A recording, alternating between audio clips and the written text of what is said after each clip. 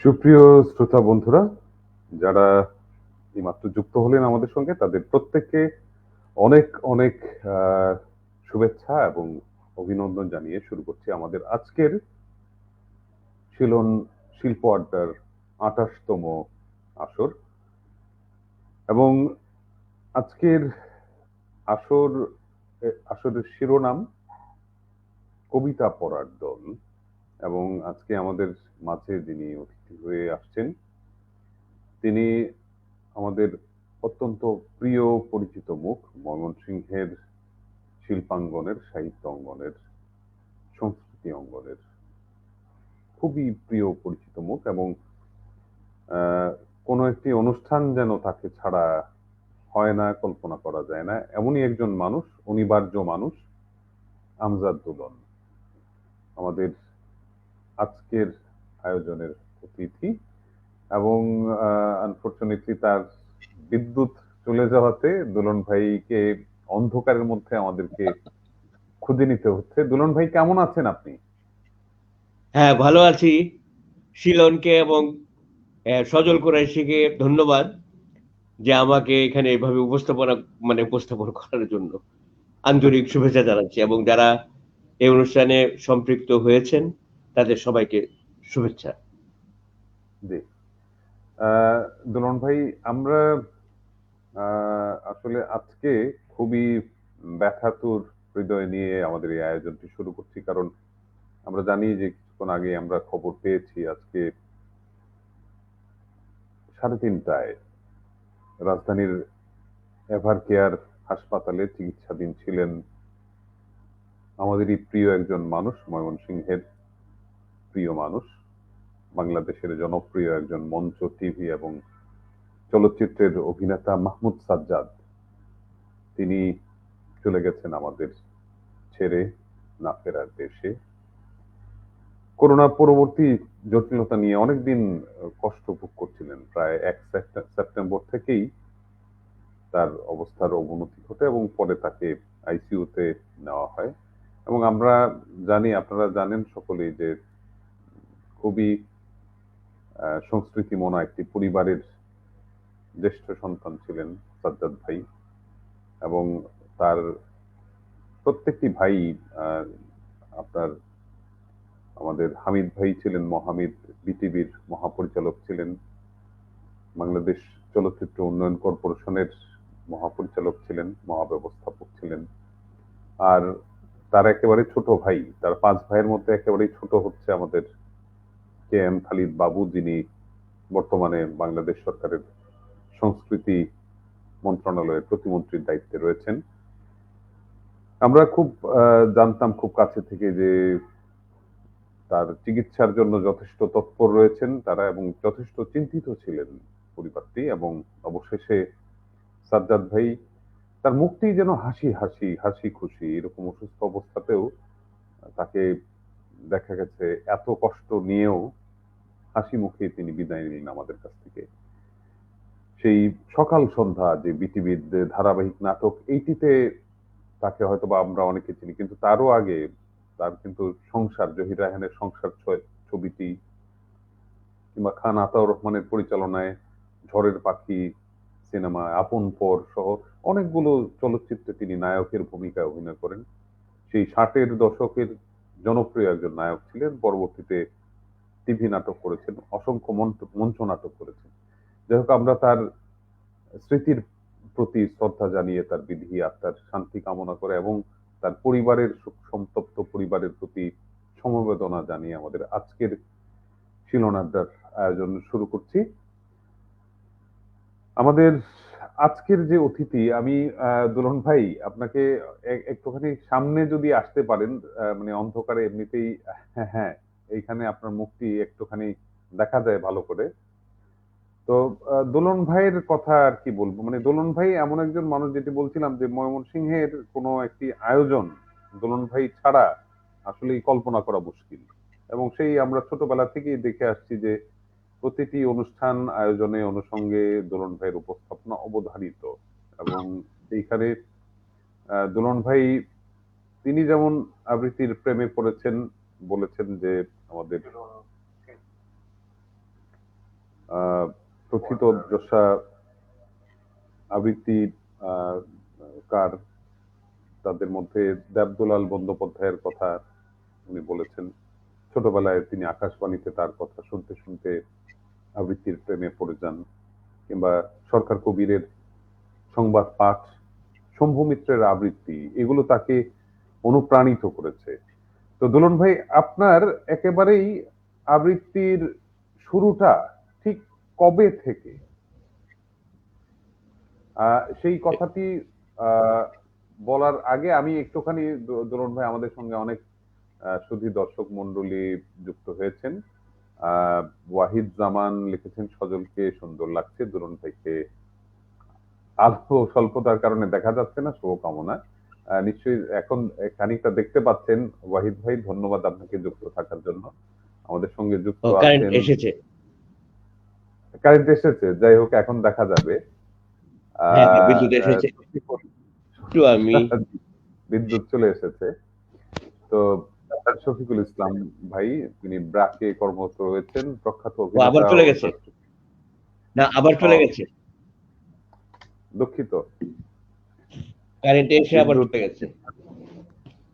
এটি খুবই নৈমিত্তিক হয়ে তো উঠেছে খুব এখন। সমস্যাই করছে, দেখা যায় হ্যাঁ, খুব হ্যাঁ, সমস্যা করছে। সমস্যার কারণ হয়ে যাচ্ছে। তো শফিক ভাই লিখেছেন, প্রখ্যাত অভিনেতা ও সাংস্কৃতিক ব্যক্তিত্ব প্রিয় মুখ মাহমুদ সাজ্জাদের ভাইয়ের আত্মার শান্তি কামনা করছি। নিশ্চয়ই আমরা করছি। আমাদের আরো একজন প্রিয় মানুষ রেজাউল করিম আসলাম লিখেছেন, প্রিয় দুজনকে শ্রদ্ধা, ধন্যবাদ আসলাম।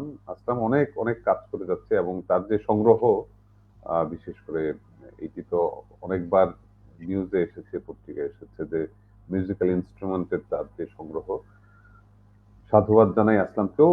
আর আহ, মানে, এই যে বিদ্যুৎ চলে যাওয়া আসা, এর মধ্যেই আমাদের এগিয়ে যেতে হবে আসলে।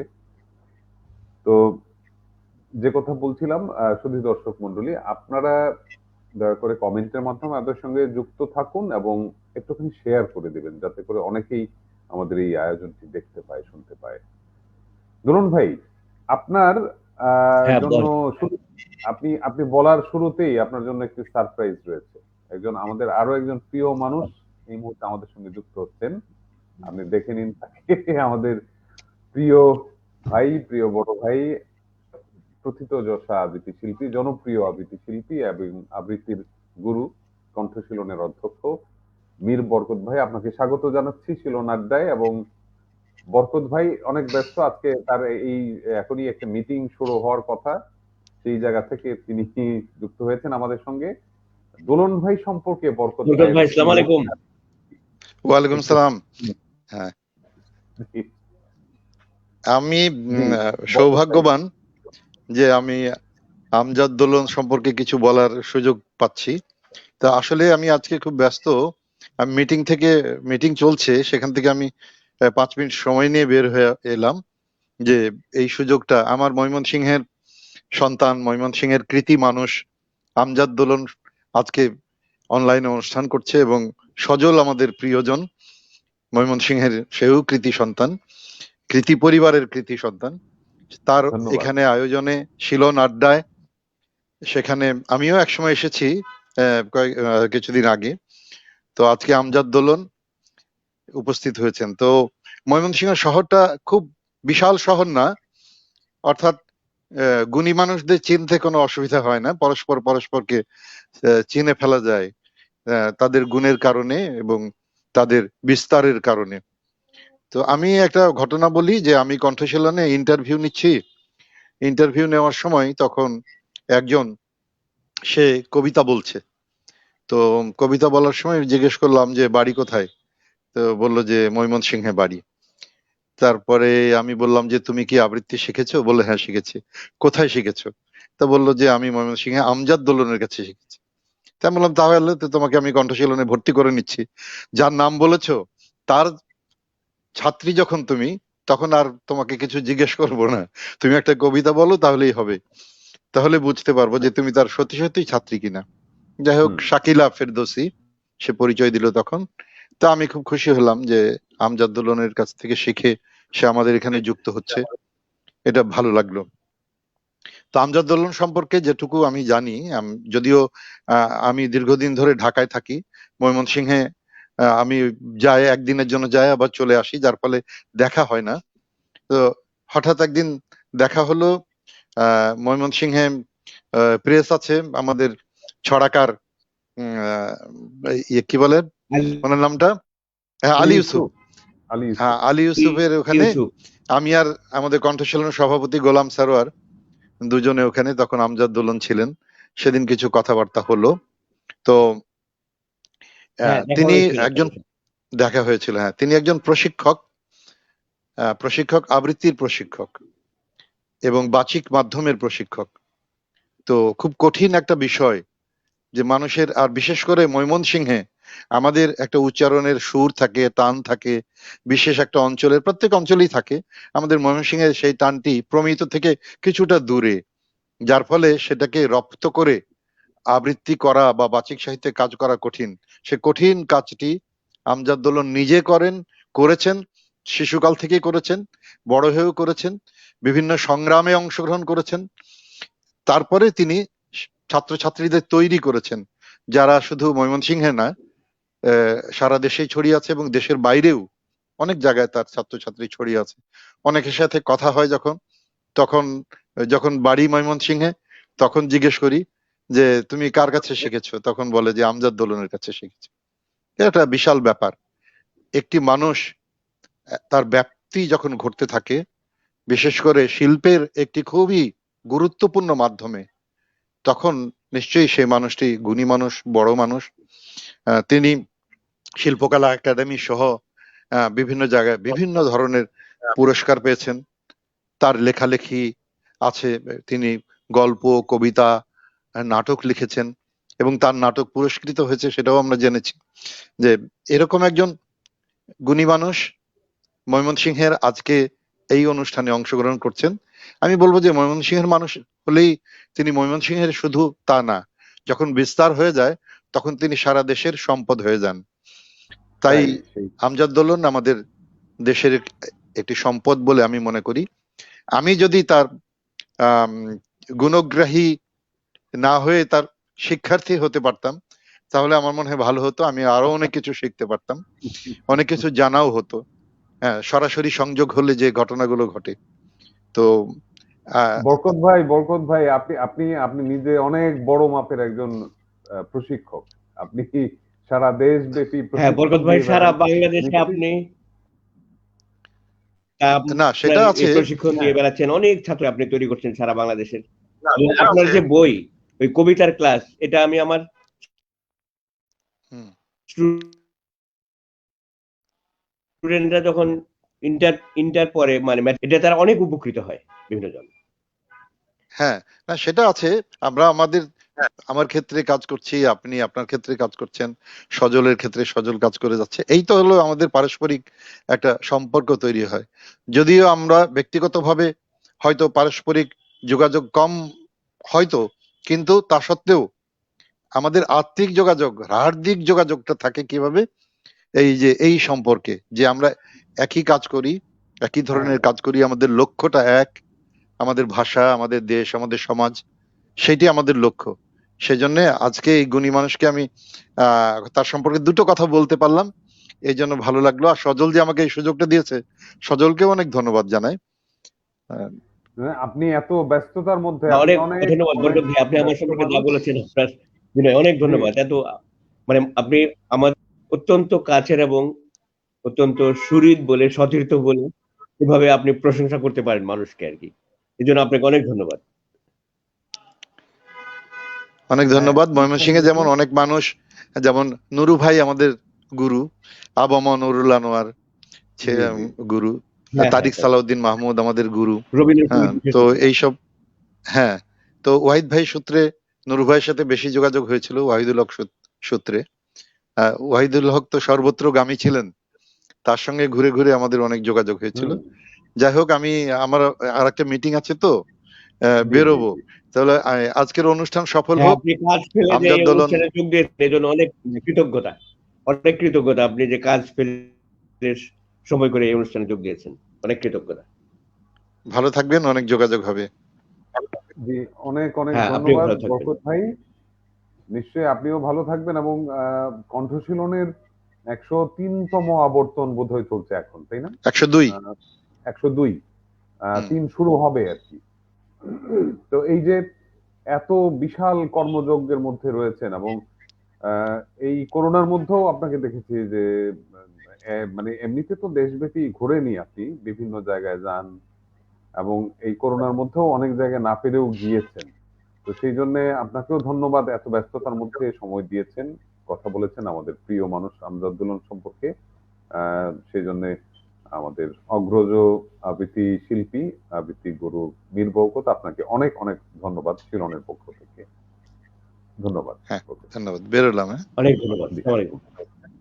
আসসালামু আলাইকুম। জি, খুবই ভালো লাগলো বরকত ভাই ব্যস্ততার মধ্যেও আসলে সময় দিলেন। আমরা যখনই ডাকি আসলে পাই বরকত ভাইকে, এবং তিনি সত্যিকার অর্থেই আবৃত্তি শিল্পটাকে ভালোবাসেন এবং এই যে আবৃত্তিকে হ্যাঁ, এগিয়ে প্রচুর নিয়ে কাজ যাওয়ার করে জন্য যাচ্ছেন। দেশের বিভিন্ন প্রচুর কাজ করছেন। হ্যাঁ। জেলাতে, বিভিন্ন জেলাতে প্রচুর কাজ করে যাচ্ছেন। তো দুলন ভাই, আপনার একেবারেই শুরুটা হ্যাঁ, হয়েছিল কিভাবে আবৃত্তির? এই একদম ছোটবেলায় ওই সরকার কবির উদ্দিনের ভরাট কণ্ঠ, দেবদুলালের যে সংবাদ পর্যালোচনা, তারপরে শম্ভু মিত্রের আবৃত্তি, এগুলো শুনে খুব চমকিত হতাম যে উনারা এভাবে এত সুন্দরভাবে এরকম কণ্ঠস্বর কিভাবে তৈরি করলেন? কিভাবে তারা কথা বলেন, কিভাবে খবর পড়েন, এসব। কখনো আমি আবৃত্তি করব এটা ভাবিনি। আমি মনে করেছিলাম যদি আমার কণ্ঠ এবং আমি যদি এভাবে বলতে পারতাম। ওই থেকেই কিছু, কিছু চেষ্টা কবিতা নিয়ে। তারপরে ওই যে ময়মনসিংহ সাহিত্য সংসদের সাথে বীক্ষণের সাথে যুক্ত হয়ে ওই বিভিন্ন অনুষ্ঠানে ৮০ র দশকে বিভিন্ন অনুষ্ঠানে টুকটাক আবৃত্তি করা, একটু নাটকে অভিনয় করা, একটু নেপথ্য থেকে একটু উপস্থাপনা করা। এভাবে করতে, করতেই একটা নেশার মতো হয়ে গেল। এবং যারা ভালো করতেন তাদেরকে আমি অবাক হয়ে দেখতাম। যে এত সুন্দর করে কথা বলছেন, এত ভালোভাবে তিনি উপস্থাপনা করছেন, আবৃত্তি করছেন। কণ্ঠস্বরটা কানে লেগে যেত। এভাবেই আমার বলা যায় শুরু। এমনিতে আপনার তো লেখার হাতটি এত চমৎকার এবং আপনি তো মানে গল্পকার হিসেবেও একজন অন্যতম সেরা গল্পকার। তো আপনার আসলে এই লেখালেখির সূচনাটা হয় কিভাবে? যেমন আপনার ভাই খুব বড় মাপের একজন হ্যাঁ, কবি। লেখালেখিটা হচ্ছে ছোটবেলা থেকেই আমাদের বাসায় দেশ পত্রিকা আসতো। আমার ভাই কবি আলতাফ হোসেন ৬০ দশকের একজন স্বনামধন্য কবি। দেশ পত্রিকা আসতো। ওই দেশ পত্রিকা আমি পড়তাম। বিভিন্ন দৈনিক পত্রিকা আসতো তখন।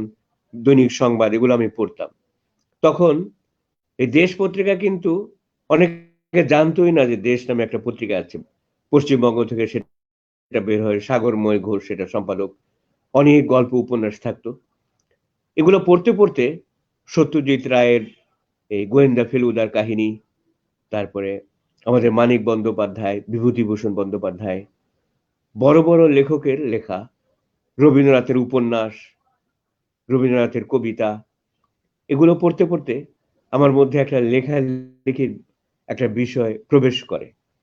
তারপরে আমিও নিজেও চর্চা করে গল্প লিখতে শুরু করলাম।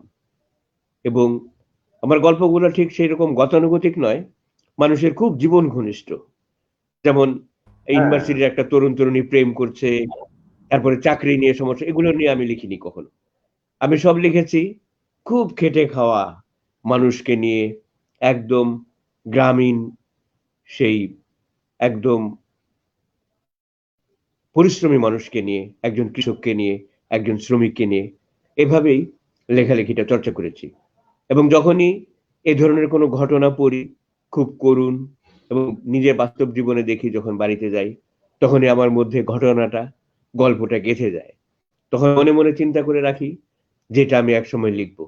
কোনটা হয়তো ১ মাসের মধ্যে লিখে ফেলি, কোনটা হয়তো ১ বছরের মধ্যেও লেখা হয় না। কিন্তু মনের মধ্যে সেটা গেঁথে থাকে।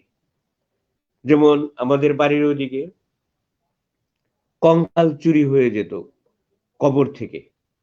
সেই কঙ্কাল চুরির গল্পটা বছরও লিখতে পারিনি। লিখবো, লিখবো করি সময় পাই না। লিখবো, লিখবো করি জিনিসটা ভেতরে আয়ত্ত করতে পারি না। শেষ পর্যন্ত সেটা আমি করোনার করোনার আগে ২০১৮ 19-এর দিকে আমি সেটা লিখেছি এবং সেটা অদ্বৈততে প্রকাশিত হয়েছে।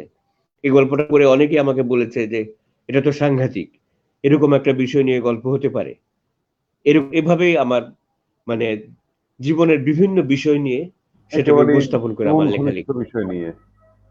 জি, আর দুলাল সেই ভাই। সময়ে ৮০-র দশক এবং ৯০-এর দশকের ১ম দিকে সুচিত্র সন্ধানীতে কারো গল্প ছাপা হয়েছে। এটা একটা বিশাল ব্যাপার। যেমন ময়মনসিংহের অনেক প্রতিষ্ঠিত লেখকেরই লেখা সচিত্র সন্ধানীতে ছাপা হয়নি। কিন্তু আমারটা হয়েছিল। সবাই তাজমহলের আড্ডায় খুব বিস্ময় প্রকাশ করেছিল যে, আমজাদ দৌলনের গল্প সচিত্র সন্ধানীতে ছাপা হলো। এই আরকি। আহ, এই গল্প লাইনটা ছাপা হওয়ার এসেছে সঙ্গে সঙ্গে বিদ্যুৎ বিদ্যুৎ চলে এসেছে। আনন্দের সংবাদ এসেছে আর কি। এবং রঞ্জিত দা এবং লিখেছেন কবিতা চমৎকার আবৃত্তি করতে আলোচনা। গিয়ে কবিতা জি, কবিতা আমাকে এতই স্পর্শ করে, যখন জীবনানন্দ দাশের কবিতা পড়ি, যখন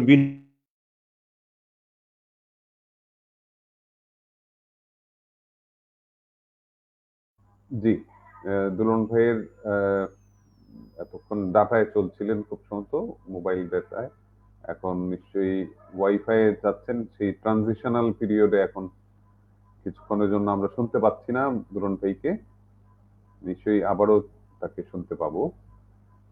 সুপ্রিয় দর্শক শ্রোতা, আপনারা যারা আমাদের সঙ্গে যুক্ত আছেন, কমেন্টের মাধ্যমে যুক্ত থাকুন এবং একটুখানি শেয়ার করে দিবেন। আবারও বলছি, একটুখানি শেয়ার করে দিলে আমাদের আহ, বন্ধুরা অনেকেই কিন্তু এই অনুষ্ঠানটি, লাইভ অনুষ্ঠানটি দেখতে পায়, শুনতে পায়।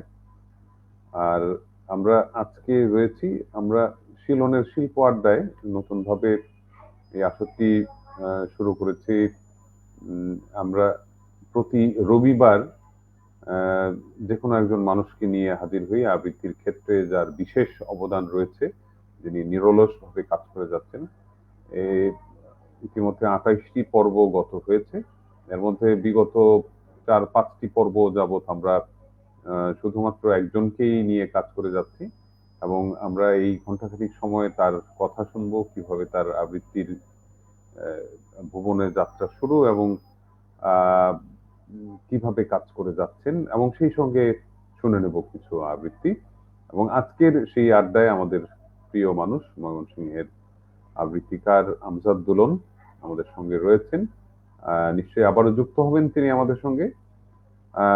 হ্যাঁ, তিনি যুক্ত হয়েছেন। ওই আহ, ওয়াইফাইটা স্টার্ট হওয়ার কারণে আবার চলে গেছিল। মানে হ্যাঁ, এমবি থেকে ওয়াইফাইটা স্টার্ট হওয়ার কারণে আবার অটোমেটিক বন্ধ হয়ে গেছে। অটোমেটিক চলে যায়। জি, যাই হোক, হলো। এইবার আপনাকে একেবারেই পরিষ্কার দেখা যাচ্ছে। তো দুলন ভাই, আহ, হ্যাঁ, আর আর কথা আমরা বলবো, কিন্তু এই ফাঁকে আমরা একটুখানি আবৃত্তিও শুনে নিব। আহ, শুরুতে আপনি কোন কবিতাটা আবৃত্তি করতে চান? বুঝতে পারলাম না। একটুখানি আবৃত্তি শুনবো মাঝে ও আচ্ছা, মধ্যেই, আচ্ছা। কথার ফাঁকে ফাঁকে ফাঁকে ঠিক আপনাকে আছে। বলেছিলাম যে আপনার কয়েকটি আবৃত্তি আমি কি শুনবো। করব? জি, জি। আর আপনি হেডফোন লাগিয়ে নিন, আমার মনে হয় আপনি সাউন্ডের অসুবিধা হচ্ছে, শুনতে হ্যাঁ, অসুবিধা হচ্ছে। হেডফোনটা লাগিয়ে নিলে বোধহয় ভালো হবে না? হ্যাঁ, হ্যাঁ। আচ্ছা, আমি দেখতেছি। আচ্ছা। তো সুপ্রিয় দর্শক শ্রোতা, আমরা এই যে মানুষটি আমজাদ দুলন, তিনি স্বরশিল্প নামক আমাদের ময়মনসিংহ সাহিত্য সংসদ একটি প্রকল্প রয়েছে। সেই প্রকল্পটির আহ, আহ্বায়ক হিসেবে দীর্ঘদিন যাবৎ কাজ করে যাচ্ছেন তিনি। বঙ্গবন্ধু আবৃত্তি পরিষদের সাধারণ সম্পাদক হিসেবে কাজ করে যাচ্ছেন। আর কবিতা পড়ার দল, কবিয়াল, খুব সুন্দর একটি নাম, কবিতা পড়ার দল। এই কবিয়াল সংগঠনটির তিনি পরিচালক এবং এটি নিয়ে তিনি কাজ করে যাচ্ছেন। এর বাইরেও ময়মনসিংহের অনেকগুলো প্রতিষ্ঠানে তিনি আবৃত্তির প্রশিক্ষক হিসেবে কাজ করে থাকেন। তিনি আহ, শিল্পকলা একাডেমিতে রয়েছেন, যেমন শিশু একাডেমিতে রয়েছেন, এবং বেশ কিছু শিক্ষা প্রতিষ্ঠানেও আহ, কাজ করে যাচ্ছেন। তো ইতিমধ্যে দুলন ভাই আবারও প্রস্তুত হয়ে এসেছেন এবং আমরা জানি যে তার অনেক অনেক আহ, প্রশিক্ষণার্থী দেশে বিদেশে ছড়িয়ে আছে। এবং জি, আপনাকে আনমিউট করেছি।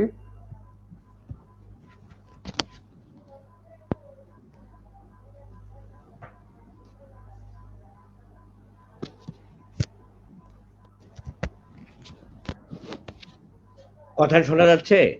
হ্যাঁ, এখন শোনা যাচ্ছে। শুরুতে শোনা কোন যাচ্ছে? কবিতাটি? হ্যাঁ, শোনা যাচ্ছে। তোমার কথা শুনতে পাচ্ছি না। আমার কথা শোনা যাচ্ছে না আসলে। এই যে মাঝখানে হয়তোবা আপনার আহ, কোনো কল এসেছে। এখন শোনা যাচ্ছে? হ্যাঁ, এখন শোনা যাচ্ছে। এখন এখন শোনা যাচ্ছে। শোনা যাচ্ছে। তো আমার আহ, কথা কি শোনা যাচ্ছে? আমার কথা? হ্যাঁ হ্যাঁ, আপনার কথা একেবারেই পরিষ্কার শোনা যাচ্ছে এবং আচ্ছা, আশা করছি দর্শক মন্ডলী আমার কথাও পরিষ্কার শুনতে পাচ্ছেন। যদি না পাওয়া গিয়ে থাকে একটুখানি আপনার মন্তব্যে লিখে জানাবেন। আর আমরা এই ফাঁকে আমরা আহ, আবৃত্তিকার আমজাদ দোলনের একটি আবৃত্তি শুনে নিই। আচ্ছা। আমি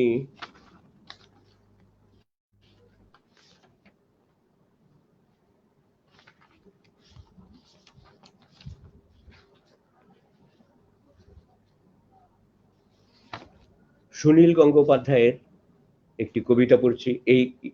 এটা কেন যাচ্ছে না?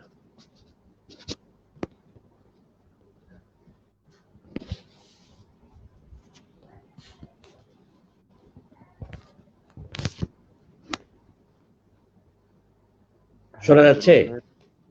হ্যাঁ হ্যাঁ, শোনা যাচ্ছে। এই সাউন্ডের ইয়েটা কেন যাচ্ছে না? এই যে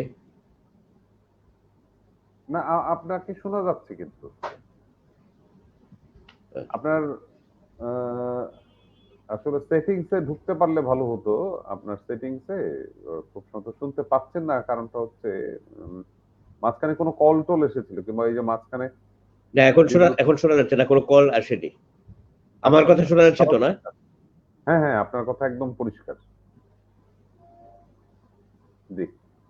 যদি নির্বাসন দাও, সুনীল গঙ্গোপাধ্যায়। যদি নির্বাসন দাও, আমি ওষ্ঠে অঙ্গুরি ছোঁয়াবো, আমি বিষ পান করে মরে যাব। বিষণ্ণ আলোয় এই বাংলাদেশ, নদীর শিয়রে ঝুঁকে পড়া মেঘ, প্রান্তরে দিগন্ত নির্নিমেষ, এ আমারই ৩.৫ হাত ভূমি। যদি নির্বাসন দাও, আমি ওষ্ঠে অঙ্গুরি ছোঁয়াবো, আমি বিষ পান করে মরে যাব। ধান খেতে চাপ চাপ রক্ত, এইখানে ঝরেছিল মানুষের ঘাম। এখনো স্নানের আগে কেউ কেউ করে থাকে নদীকে প্রণাম। এখনো নদীর বুকে মোচার খোলায় ঘোরে লুঠেরা ফেরারি। শহরে বন্দরে এত অগ্নিবৃষ্টি, বৃষ্টিতে চিক্কন, তবু এক একটি অপরূপ ভোর। বাজারে ক্রূরতা, গ্রামে রণহিংসা, বাতাবি লেবুর গাছে জোনাকির ঝিকিমিকি খেলা, বিশাল প্রাসাদে বসে কাপুরুষতার মেলা। বুলেট ও বিস্ফোরণ, শততঞ্চকের এত ছদ্মবেশ, রাত্রির শিশিরে কাঁপে ঘাসফুল, এ আমারই ৩.৫ হাত ভূমি। যদি নির্বাসন দাও, আমি ওষ্ঠে অঙ্গুরি ছোঁয়াবো, আমি বিষ পান করে মরে যাব। কুয়াশার মধ্যে এক শিশু যায় ভোরের স্কুলে, নিথর দিঘির পারে বসে আছে বক, আমি কি ভুলেছি সব স্মৃতি, তুমি এত প্রতারক। আমি কি দেখিনি কোনো মন্থর বিকেলে শিমুল তুলোর ওড়াউড়ি, মোষের ঘাড়ের মতো পরিশ্রমী মানুষের পাশে শিউলি ফুলের মতো বালিকার হাসি, নিইনি কি খেজুর রসের ঘ্রাণ, শুনিনি কি দুপুরে চিলের তীক্ষ্ণ স্বর। বিষণ্ণ আলোয় এই বাংলাদেশ, এ আমারই ৩.৫ হাত ভূমি। যদি নির্বাসন দাও, আমি ওষ্ঠে অঙ্গুরি ছোঁয়াবো, আমি বিষ পান করে মরে যাব। ধন্যবাদ। ধন্যবাদ দুলন ভাই। খুব চমৎকার একটি কবিতা আমাদের গুন্দার নির্মলেন্দু গুণের, এবং সত্যি তাসাদ্দুক ভাই লিখেছেন, না প্রাণ জুড়িয়ে গেল, এবং প্রাণ জোড়ানোর মতোই কবিতা এবং আপনার উচ্চারণ। আপনার এই অনেকগুলো সংগঠনের সঙ্গে জড়িয়ে আছেন, আপনার সম্মিলিত সাংস্কৃতিক জোট সহ। বিশেষ করে আপনার যে একেবারেই নিজের যে সংগঠনের মাধ্যমে অনেক শিশু কিশোরকে আবৃত্তির প্রশিক্ষণ দিচ্ছেন, কবিয়াল। এর পাশাপাশি স্বরশিল্প, বঙ্গবন্ধু আবৃত্তি পরিষদ, বঙ্গবন্ধু আবৃত্তি পরিষদ, সেখানেও আপনি রয়েছেন সাধারণ সম্পাদকের ভূমিকায়।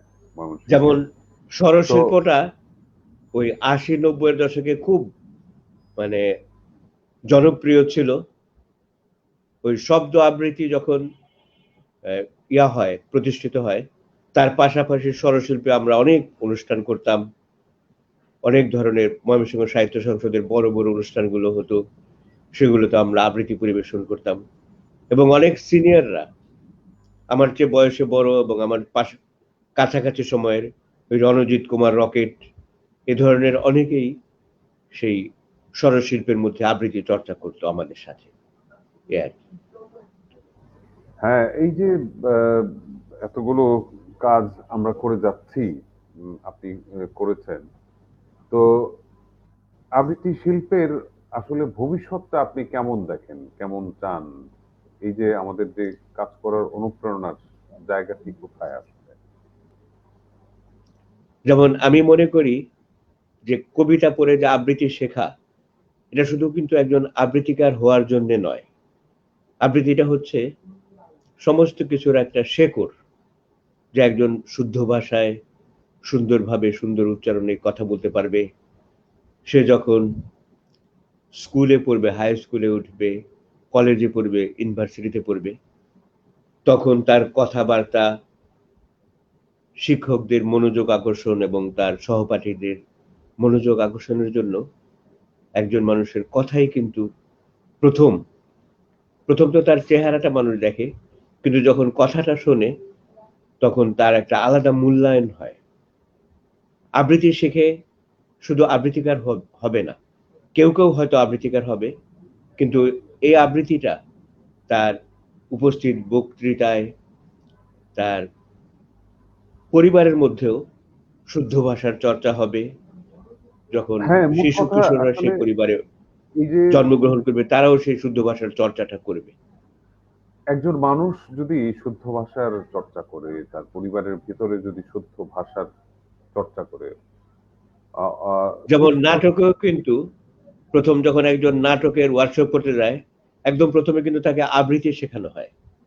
এটা কারণ হচ্ছে ওই যে শব্দ প্রক্ষেপণ, ছন্দ এবং তার নিজের কানে যে শেখা, নিজের ভুল ত্রুটিটাকে যে ধরতে পারার, কবিতাটা সে কিভাবে বলছে,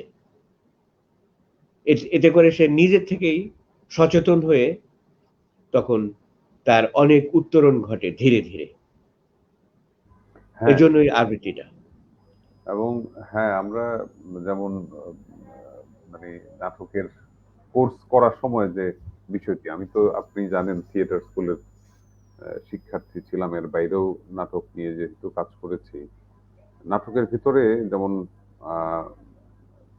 পঞ্চকলার, তার মধ্যে আঙ্গিক, বাচিকের ভিতরে আবৃত্তির প্রসঙ্গটি চলে আসে।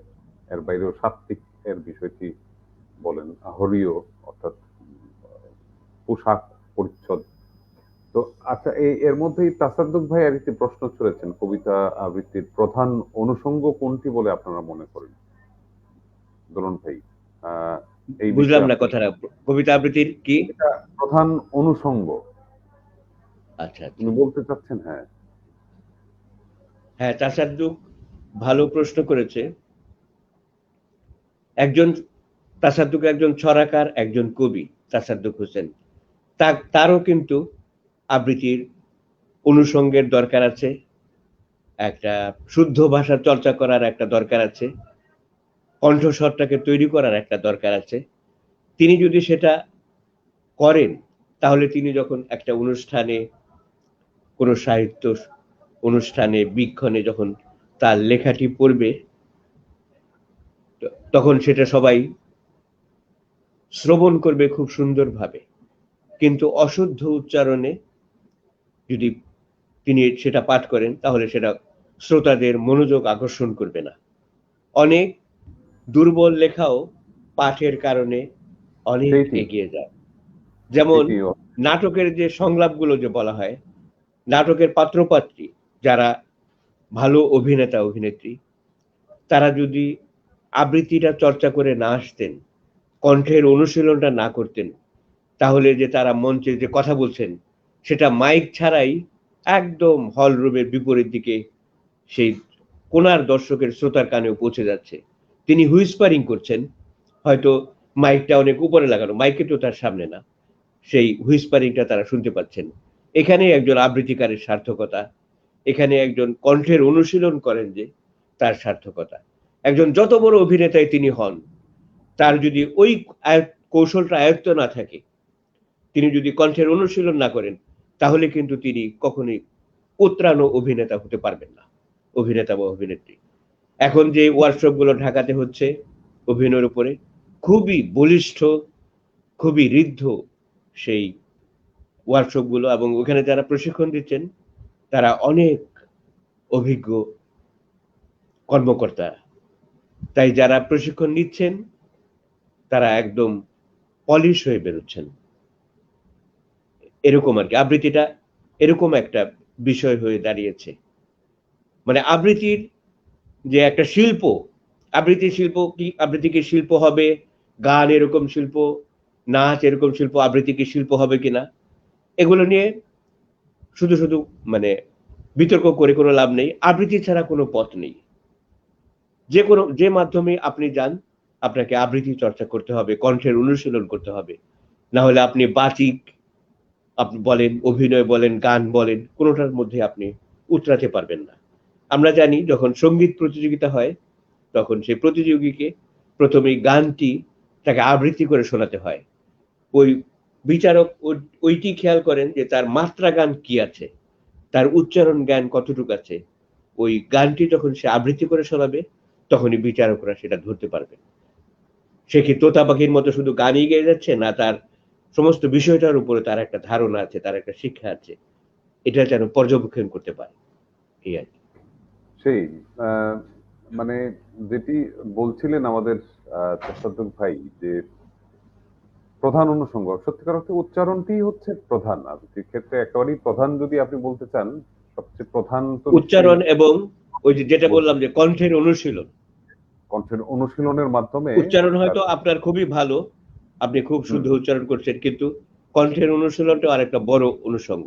তা না হলে হুম ওই আপনি শ্রোতার কাছে আপনার কণ্ঠ পৌঁছাতে পারবেন না, আপনার কণ্ঠ অনুনাদিত হবে না। কণ্ঠ যদি অনুনাদিত না হয়, সেটা মিন মিন করে একটা স্বাভাবিক কণ্ঠ থাকবে।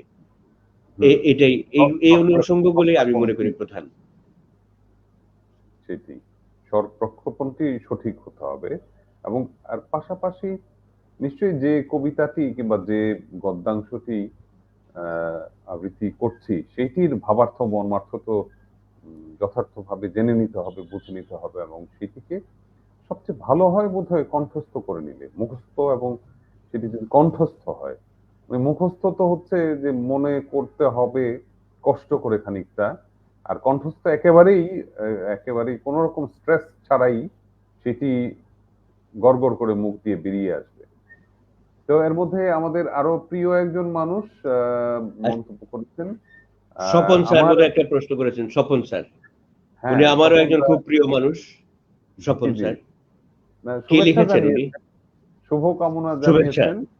হ্যাঁ, আচ্ছা, আচ্ছা। আমার এবং আমার সন্তানদের প্রিয় দুই ব্যক্তিত্ব, এবং তিনিও যেমন আলোকিত মানুষ, তার সন্তানেরও তেমনি ভাবেই গড়ে তুলেছেন।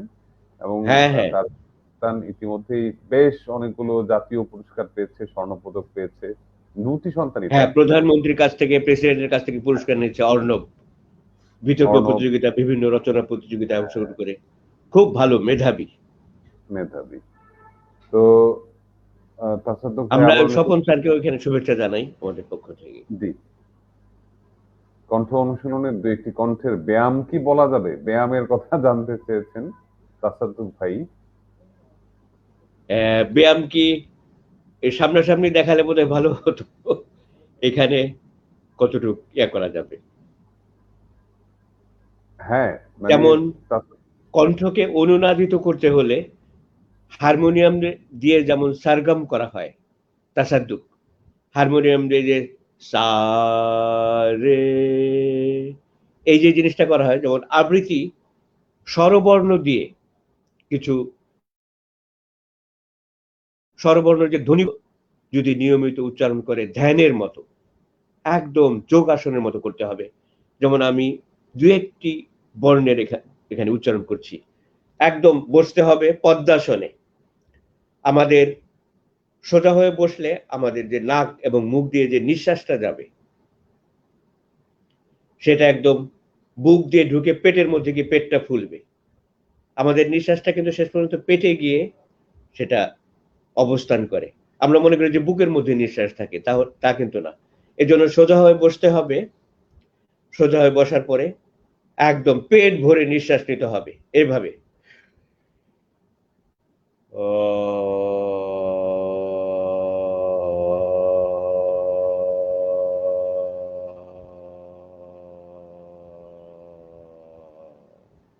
নিঃশ্বাসটা যতক্ষণ বেরোবে ততক্ষণই প্রশ্বাস হিসাবে বেরোবে, ততক্ষণই দমটা থাকবে। জোর করে বাতাসটা বের হবার পরে জোর করে আর এটাকে বাড়ানোর দরকার নেই। এরপরে আবার নিঃশ্বাস নিতে হবে।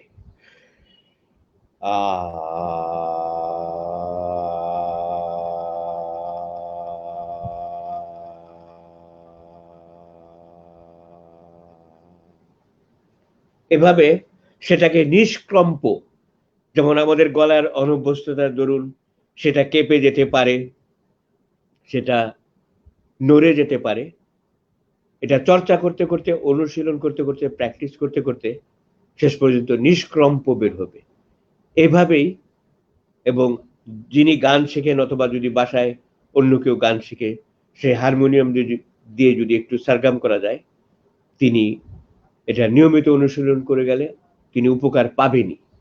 তার কণ্ঠ অনুনাদিত হবেই, এবং তিনি একটা পর্যায়ে নিজেই নিজের কণ্ঠ শুনে বুঝতে পারবেন যে তার কিভাবে উত্তরণ হচ্ছে। আর আমরা ফুসফুসের স্বল্প চাপ নিয়ে, ফুসফুসতাড়িত বাতাসের স্বল্প চাপ নিয়ে যে ধ্বনিগুলো উচ্চারিত হয়, আমরা সেটাকে অল্প প্রাণ ধ্বনি বলি। যেমন ক, চ, ট, ত, প, কচটত প, কচটত প। এগুলো উচ্চারণ করতে আমাদের কোনো কষ্ট হয় না, বেগ পেতে হয় না।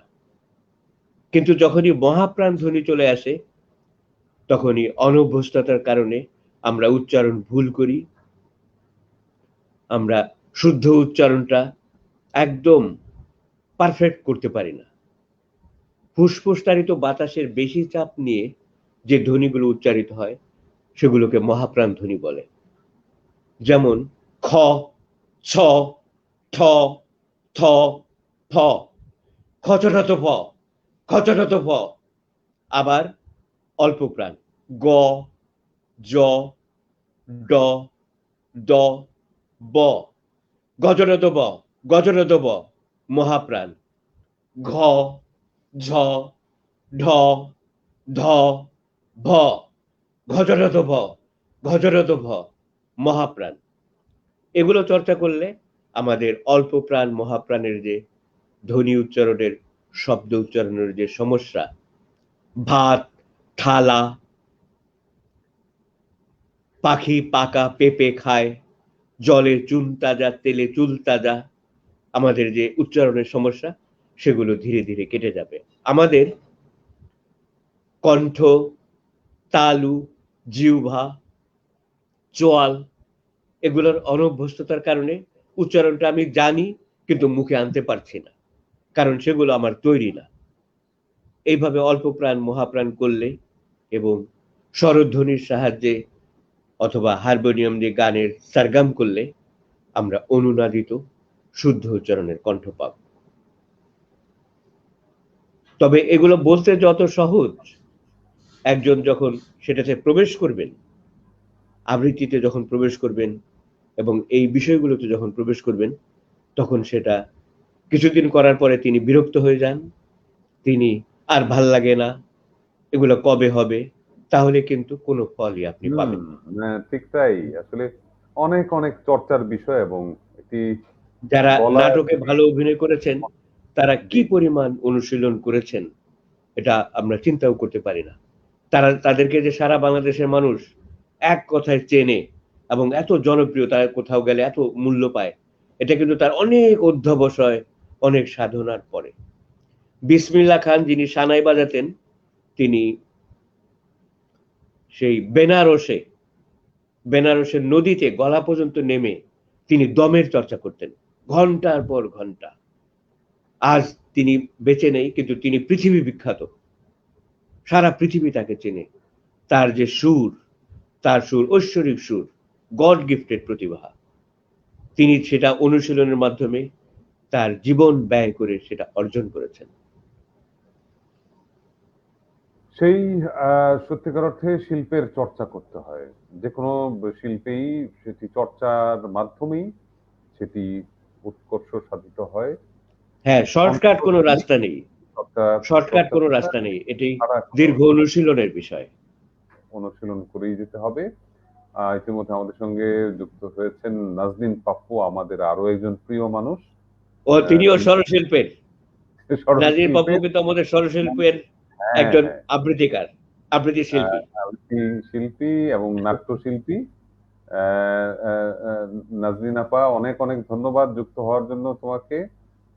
আর এর মধ্যেই আপনার জন্য আবারও একটুখানি সারপ্রাইজ রয়েছে দোলন ভাই আমাদের সঙ্গে যুক্ত হচ্ছে। আহ, আচ্ছা আচ্ছা, কান্তি। তো হ্যাঁ, কান্তিকে অভিনন্দন, শুভেচ্ছা। অভিনন্দন। কান্তি যখন ময়মনসিংহে ছিলেন, তখন দীর্ঘদিন আমরা একসাথে আবৃত্তি করেছি, আবৃত্তি করেছি, একসাথে বিভিন্ন অনুষ্ঠান একসাথে করেছি, বিভিন্ন অনুষ্ঠান উপস্থাপনা করেছি, করেছি। এমন কোনো বিষয় নেই যে আমরা কোনো একসাথে করিনি। আমরা একসাথে করেছি। কান্তিকে দেখেই সেটা মনে থেকে পড়লো আর দেখেই কি। সেটা আর কি। হ্যাঁ, ধন্যবাদ আমরা কান্তির দুলন ভাই। কথা আমরা শুনতে চাই। কান্তির কথা শুনতে চাই। হ্যাঁ, এখন শুনবো। আচ্ছা, এটা প্রতিধ্বনিত হচ্ছে কেন ধ্বনিত হচ্ছে কেন কথাগুলো? আচ্ছা, ইকো হচ্ছে। সজল, ইকো হচ্ছে আর কি, কথাগুলো ইকো হয়ে যাচ্ছে। আচ্ছা, আমি ইকোটা বন্ধ করে দেবো। এখনো ইকো হচ্ছে।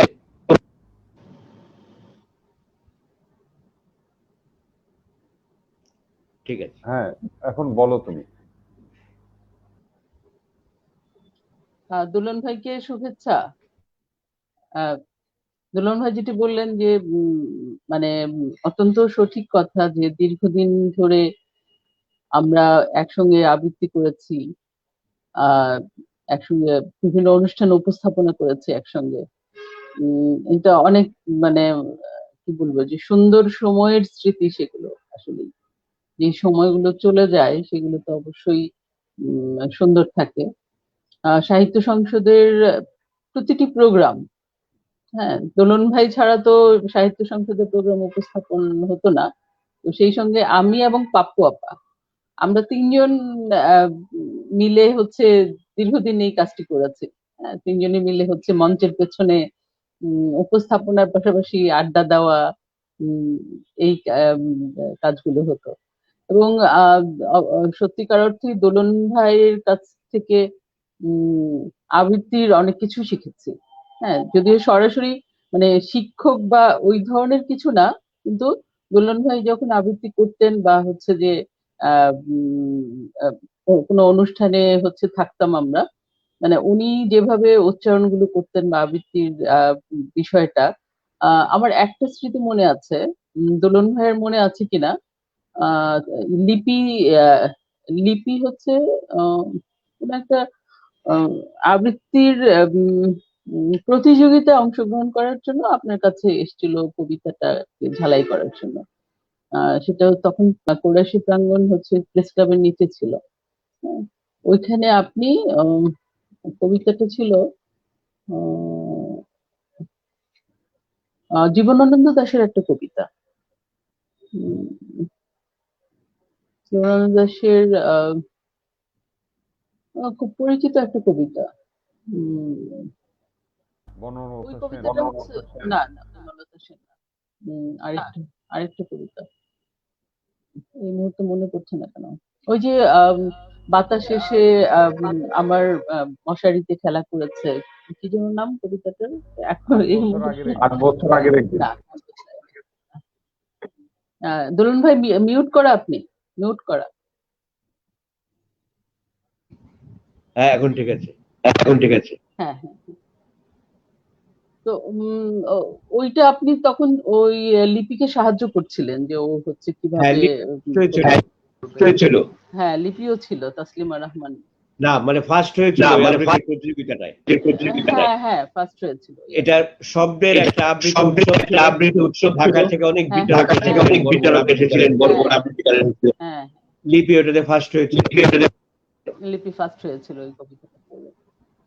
তো ওই সময় আমি দেখেছি যে কিভাবে আপনি হচ্ছে লিপিকে যে শিখিয়েছেন, প্রত্যেকটা মানে শব্দ ধরে ধরে কিভাবে সেটাকে প্রক্ষেপণ করবে, শব্দের প্রক্ষেপণটা কিরকম হবে, শব্দের আহ, মানেটাকে ধরে কিভাবে সে উচ্চারণ করবে, মানে সেইটা আমি মানে আহ, ওই প্রতিযোগিতায় অংশগ্রহণ করিনি, কিন্তু লিপির এই যে তৈরি করার যে বিষয়টি ছিল, আপনি তাকে যে সহযোগিতা করছিলেন, সেই জায়গা থেকে কিন্তু আমি শিখেছি। আহ, তো এইরকম বিভিন্ন অনুষ্ঠানে বিভিন্ন সময়ে কিন্তু আসলে আহ, আপনার কাছ থেকে অনেক কিছুই শিখেছি আবৃত্তি। পাপ্পু আপা বলছিলেন যে অনেক কথা মনে পড়ে, হ্যাঁ সেটাই পাপ্পু আপা।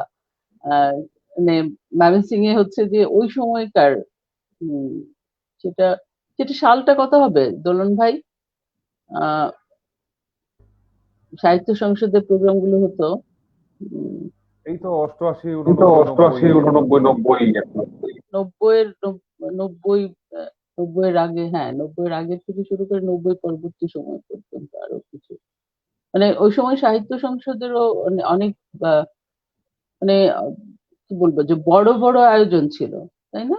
অনেক আহ, সুন্দর সুন্দর আয়োজনগুলো হতো, বার্ষিক উম, যে আয়োজনগুলো হতো সেগুলো। তো সেই আয়োজন থেকে শুরু করে তারপরে হচ্ছে যে সম্মিলিত সাংস্কৃতিক জোটের যে বিভিন্ন প্রোগ্রাম গুলো হতো, হ্যাঁ হ্যাঁ, তাই। সেগুলোতেও হচ্ছে হ্যাঁ হ্যাঁ, তাই। হ্যাঁ দোলন ভাইয়ের সাথে হচ্ছে ওই যে দুর্গাবাড়িতে করার, মঞ্চ ওই যে করে মঞ্চ করে সম্মিলিত হ্যাঁ সাংস্কৃতিক জোটের যে বিক্ষোভ। হ্যাঁ হ্যাঁ হ্যাঁ, সেই সেই অনুষ্ঠানগুলোতে আপনার সাথে আহ ই করেছি, একসাথে হচ্ছে উপস্থাপনা করেছে, সেগুলো মানে খুবই সুন্দর, অসংখ্য সুন্দর সুন্দর স্মৃতি এবং অভিজ্ঞতাও। সেগুলো তো জীবনের অভিজ্ঞতা, সেখান থেকে শেখা। এবং হ্যাঁ, এগুলো আপনি যেটা করতে করতে বললেন, এগুলো মন শিখে শিখে এবং অবশ্যই ঋদ্ধ হয়, মানে করতে করতেই। এগুলো প্র্যাকটিক্যাল একটা বিষয়। আরেকটা বিষয় হচ্ছে যে আমরা মানে এই জায়গা থেকে একটা বড় একটা বিষয়, সেটা হচ্ছে যে শুধুমাত্র মানে হল রুমের ভেতরে অথবা একটা সফিস্টিকেটেড পরিবেশে শুধুমাত্র আবৃত্তি অথবা উপস্থাপনা নয়, একেবারে খোলা মঞ্চে কিভাবে একটা অনুষ্ঠানকে নিয়ে যেতে হয়, সেটার যেরকম অভিজ্ঞতা অর্জন হয়েছে, তেমনি ভাবে খুব সমৃদ্ধ একটা অনুষ্ঠান।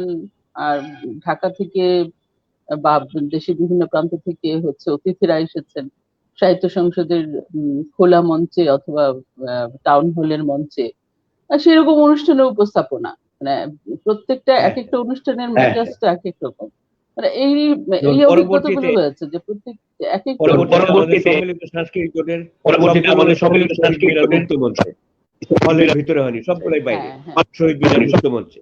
শহীদ মিনার মুক্ত মঞ্চে। মুক্ত মঞ্চ। ওটাই। এবং একটা একটা অনুষ্ঠান ছিল, উম আপনার মনে পড়ে কিনা যে পরে আহ, একটা ইয়েতে অনুষ্ঠানে বোধহয় উপস্থাপনা করেছিলাম, কি বলে এটাকে, সেনানিবাসে কোন একটা বার্ষিক কোন একটা অনুষ্ঠান হয়েছিল। হ্যাঁ, ওই একটা প্রদান অনুষ্ঠান, এই অনুষ্ঠান, এই এই তখন বিএনপির আমলে খালেদা জিয়া বোধহয় এসেছিলেন। বিএনপিরা খালেদা জিয়া বলে সেনানিবাসে হতে আর কি, পারে, আমার আমার সেনানিবাসে। ঠিক খেয়াল নাই। সেনানিবাস অথবা সেনানিবাসে, সেনাবাহিনী হ্যাঁ, প্রধান হ্যাঁ, তিনি ওটা এসেছিলেন, সেনাবাহিনীর প্রধান প্রধান। তিনি সেনাবাহিনীর এসেছিলেন, প্রধান, সেনাবাহিনীর প্রধান। হ্যাঁ, খালেদা জিয়া সেনাবাহিনীর প্রধান এসেছিলেন, হ্যাঁ, হ্যাঁ, সেনাবাহিনীর প্রধান তখন এসেছিলেন। প্রধান এসেছিলেন। হুম, মানে সেই সেটা অনুষ্ঠানে উপস্থাপনা মানে করেছিলেন। সেটা উপস্থাপনা। এবং সেটার জন্য দীর্ঘ অনুশীলন, ওদের যে হচ্ছে একটা হ্যাঁ, হ্যাঁ, নিয়মবদ্ধ তাই। হ্যাঁ তাই। যাওয়া, এই এটা মানে বোধহয় আসলে 1990 সালে আমার মনে হয়, আমার মনে হয়। হ্যাঁ, মেবি 90, না 91 অথবা পরে, 91। অথবা 91। হ্যাঁ 91 অথবা 91, এরকম সময়। যাই হোক, ওই সময়টাই আসলে অনেক বেশি প্রচুর অনুষ্ঠান হতো আসলে ওই সময়টা। হ্যাঁ, আমাদের মানে স্বর্ণযুগ, আমাদের স্বর্ণযুগ গিয়েছে। আমাদের স্বর্ণযুগ গিয়েছে। একদম, মানে তখন আসলে আমার মনে হয় যে অনেক আহ, সমৃদ্ধ ছিল বোধহয়, মানে আমি জানি না হ্যাঁ, অনেক এখনো সমৃদ্ধ। তো অনুষ্ঠান হয়। তখন টাউন হল মঞ্চটা অনেক বেশি সরগরম থাকতো, আম, বিভিন্ন অনুষ্ঠান, তারপর হচ্ছে মঞ্চ নাটক, এই গুলোতে হতো। আপনার অভিনয় সেই টাউন হল মঞ্চের নাটকে হ্যাঁ, অভিনয় হ্যাঁ। দেখা। হ্যাঁ। উম, দুলাল ভাইয়ের নাটকে আমরা অভিনয় করতাম। নাটকে দুলাল আমরা ভাই। অভিনয় করতাম, দুলাল ভাই। দুলাল ভাই নাটকে আপনি, পাপ্পু আপা, আপনারা ছিলেন দুলাল ভাইয়ের নাটকে। হ্যাঁ, তো সেই যে জায়গাগুলো আসলেই মানে আমার কাছে মনে হয় যে ওই যে চর্চাগুলো ছিল, এবং আসলেই তাই, মানে এই যে সময়গুলো, মানে আমার আমি তো দীর্ঘদিন থেকেই একটা জিনিস অনুভব করি, সেটা হচ্ছে যে আহ, একেবারেই হচ্ছে যে মানে শেকড়ের যে সংস্কৃতি চর্চা সেটা তো হারিয়ে গেছে অনেক দিন। মানে সেটা আমি যখন ময়মনসিং, তো আমি তো 2005-এর চলে আসি, কিন্তু আহ ওই যে সম্মিলিত সাংস্কৃতিক জোট 90-91 এর পর থেকে আমি আস্তে আস্তে মানে ফিল করতে শুরু করলাম যে এই যে হচ্ছে আহ, পাড়া ভিত্তিক, মহল্লা ভিত্তিক যে সাংস্কৃতিক অনুষ্ঠানগুলো, যে বিভিন্ন দিবস উদযাপন, 21শে ফেব্রুয়ারি, 26শে মার্চ অথবা 16ই ডিসেম্বর, আহ, এই ধরনের অনুষ্ঠানগুলো না আস্তে আস্তে হারিয়ে যেতে থাকলো। হ্যাঁ, হ্যাঁ, তাই। যেটি আসলে তাই। আমাদের সংস্কৃতিকে সমৃদ্ধ করার, ওই অনুষ্ঠানগুলো তো থেকেই তো পরবর্তী প্রজন্মের হচ্ছে সংস্কৃতি কর্মীরা বের হয়ে আসতো, হ্যাঁ, এবং বিভিন্ন প্রতিযোগিতা যেগুলো হতো, মানে ওইটার মধ্য দিয়ে যে কোনো হচ্ছে সমাজে হচ্ছে সাংস্কৃতিক যে মিথস্ক্রিয়া, সেটার তো একটা বড় উপাদান হচ্ছে যে এই অনুষ্ঠান মালাগুলো, স্কুলগুলোতে যে সাংস্কৃতিক সপ্তাহগুলো, সেইগুলো, আহ, তারপর হচ্ছে যে সাংস্কৃতিক প্রতিযোগিতা, এগুলো তো এখন নাই, হারিয়ে যাচ্ছে। তো যেগুলো আসলে তৈরি করে পরবর্তী প্রজন্মকে এই ভাবধারার সঙ্গে নিয়ে আসা। আপনি যেটি বলছিলেন যে এটি একটি সংস্কৃতির চর্চা বা সংস্কৃতির যে মানসিকতাটা তৈরি করে নিজের ভেতরে ধারণ করে এগিয়ে যাওয়া, সেটি আসলেই তো চর্চার বিষয়। মানে আমি আজকে একটি ভালো করে উচ্চারণ করে কবিতা পড়লাম, উম, সেই কবিতা পড়াটা আসলে একজন শিল্পী তৈরি করে না। না। সেটা না। সেটা হয়তো সাময়িক একটা একজনকে ভালো হিসেবে মানুষের কাছে পরিচিতি দিতে পারে, কিন্তু একজন সত্যিকারের শিল্পী, আপনি যেটি বললেন যে সেটি তার ভেতরে প্রতিনিয়ত অনবরত চর্চার মধ্য দিয়েই কিন্তু তৈরি হয়। মানে যেটি হচ্ছে যে দোলন ভাই এখনো কবিতা পড়েন, হ্যাঁ, তো দোলন ভাইয়ের কবিতার যাত্রা তো শুরু হয়েছে সেই দীর্ঘ সময় ধরে, হ্যাঁ, কিন্তু উনার কাছে কি কোনো একবারও মনে হয়েছে যে না আমি কবিতা পড়া বাদ দিয়ে দিব? তাই না দোলন ভাই? কখনো তো মনে হয়নি। কারণ হচ্ছে এটি না। আপনার রক্তের সঙ্গে না। মিশে গেছে, এবং আপনার চিন্তা চেতনার মধ্য দিয়েও হচ্ছে এই জিনিসগুলোর প্রকাশ ঘটে। সেটাই আমার মানে ইয়ে যে মানে ময়মনসিংহ এর দোলন ভাই উম, আহ, যে মানে একজন উদাহরণ এই যে সংস্কৃতি চর্চার, এই উদাহরণগুলোকে আসলে এই যে শিলন বা এই ধরনের ইয়ার মাধ্যমে সামনে নিয়ে এসে অন্যদেরকে, নতুন প্রজন্মকে উৎসাহিত করা দরকার যে আসলে সুন্দরভাবে আবৃত্তি করা বা ই করলেই হচ্ছে আহ, শিল্প সমৃদ্ধ মানুষ হওয়া যায় না। শিল্পী হতে গেলে আসলেই সাধনা করতে হয়, লেগে থাকতে হয়। হ্যাঁ, শিল্পীরা আমাদের উদাহরণ আছে, এগুলো হয়তো ব্যাকডেটের উদাহরণ হয়ে যাবে যে তারা অনেক অভাব অনটনের মধ্য দিয়েও হচ্ছে তার শিল্প চর্চাটা চালিয়ে নিয়ে যাচ্ছেন। এখন হয়তো ওই পরিস্থিতিটা নাই বাংলাদেশের, কিন্তু চর্চার বিষয়টা তো আসলে সবসময়ের জন্য বোধহয় সঠিক। দোলন ভাইকে আজকে মানে এখানে দেখতে পাই। আমি আর কবিতা শুনি, দোলন ভাই অনেকদিন কবিতা শোনা হয় না, আপনার সরাসরি শোনা হয় না আর কি। আচ্ছা হ্যাঁ, হ্যাঁ হ্যাঁ এখন কিছু কবিতা শোনা যাক। আর এর মধ্যে আমাদের সঙ্গে ধ্রুবজ্যোতি বলছেন। আচ্ছা ইকো হচ্ছে না? এটা আমি আমি আমি মিউট হ্যাঁ মিউট করে দাও। ইয়া, কাঞ্চি কানিজাও কবিতা পড়তে পারেন ইচ্ছা করলে, যদি যদি আমাদেরকে শোনাতে চান। আজকে অবশ্য আপনার পড়ার দিন, আজকে আপনার পড়ার দিন। আপনার কাছ থেকে শুনবো। আর ধ্রুবজ্যোতি ঘোষ মুকুল, তার সম্বন্ধে একটুখানি বলতেই হয়। তিনি তার বয়স হয়েছে এমনটা বোঝা যায় না, 80-র কাছাকাছি, 80 পুরো তরুণ। পুরো তরুণ, এবং তিনি এই বয়সেও হিমালয়ের চূড়ায় উঠতে চান, এভারেস্টের চূড়া বিজয় করতে চান, সবচেয়ে বয়স্ক মানুষ হিসেবে সেই কাজটি করতে চান। এবং আমরা শুভকামনা জানাই, নিশ্চয়ই তিনি সেটি পারবেন। এখনো তার সেই দমটি রয়েছে, নিয়মিত চর্চা করে যান সেটি, এবং সেই সঙ্গে সংস্কৃতি চর্চা, কবিতা লেখেন, ভালো ভালো আঁকেন। ধন্যবাদ ধ্রুবজ্যোতি ঘোষ মুকুল, আপনি যুক্ত হওয়ার জন্য। আমাদের প্রিয় মানুষ হামিম বাড়ি, প্রিয় সাংবাদিক হামিম ভাই যুক্ত হয়েছেন, ধন্যবাদ আপনাকে। খন্দকার শাহিদা আসকারি, বিউটিফুল, উপভোগ্য, ধন্যবাদ আপনাকেও যুক্ত হওয়ার জন্য। এর মধ্যে সূর্য, আরো একজন প্রিয় মানুষ, আবৃত্তিকার, উপস্থাপক সূর্য খান এবং হ্যাঁ অভিনেতা সূর্য, সবাইকে শুভেচ্ছা জানিয়েছে। সূর্য অনেক কাজ করে যাচ্ছে, তো ধন্যবাদ। আর তাসাদ্দুফে একটি কবিতা, আসলে যে বলছিলাম যে কবিতাটি আপনি পাঠিয়েছেন, এটি যদি দোলন ভাইয়ের কণ্ঠে শুনতে পারলে ভালো হবে। দোলন ভাই, তবে এরপরে কোনো সময় পড়া যেতে পারে আর কি, এখন এই আচ্ছা, মোবাইল থেকে নিয়ে পড়া সম্ভব হবে না। আমি অন্য কবিতা পড়ে শোনাচ্ছি আর কি। এই না, তাসাদ্দুফ আচ্ছা যেটা আচ্ছা, পাঠিয়েছেন এটা পরে আমি পড়বো। পাপ্পু আপা বলছে আমি মিস করছি তোমাদের সবাইকে। আমি পাপ্পু আপাকে এক্ষুনি আমি লিঙ্কটি পাঠিয়ে দিচ্ছি, পাপ্পু আপাকেও যুক্ত করে নিই। আপনি এর মধ্যে কবিতা পড়তে থাকুন দোলন ভাই। হ্যাঁ হ্যাঁ, আমি কি পড়বো? হ্যাঁ দোলন ভাই, আপনি শুরু সজল, করুন। হ্যাঁ আপনার আমি কবিতা পড়বো। পরের কবিতাটি, হ্যাঁ মানে অনেক কথা হয়েছে, কবিতা শোনা হচ্ছে না, এখন কবিতা শুনবো একটু। আচ্ছা, আল মাহমুদের কবিতা পড়ছি, কবির বিষয়।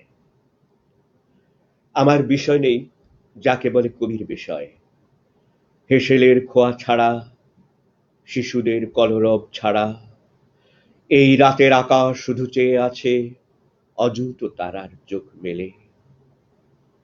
আমার উদ্ভব নিয়ে ভাবি, কি ভাবে যে আমার উদ্ভব, যে আমি জানি না কবে কি কারণে অস্তিত্বে এসেছি, কি সার্থকতায় হাসি, লিখি অর্থহীন অনাবৃত শব্দের চাতুরী, বলি প্রেম প্রেম, প্রেম যেন সত্যি কিছু একটা আছে, আছে বিশ্বাসের মতো কিছু, যাতে ছোঁয়া মাত্র জেগে ওঠে স্মৃতি, স্মৃতি, দূরবর্তী কোনো গ্রাম, নদীর পাড়ের সেই বাড়ি, লোকজন নেই কেউ,